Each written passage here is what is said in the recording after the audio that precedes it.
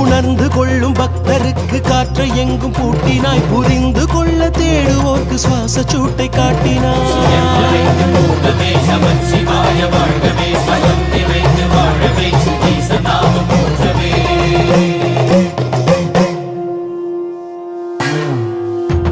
அடர்ந்தவானின் மாறும் பாதை திட்டமிட்ட காலமே, மறைந்து வாழும் மின்னல் யாவும் உந்தன் கையின் கோலமே. உறைந்து மண்ணை தேடி ஓடும் மாறி எங்கும் உன்முகம் கரைந்து வெப்பமாவியாகி மீண்டும் மண்ணில் நின்றிடும்.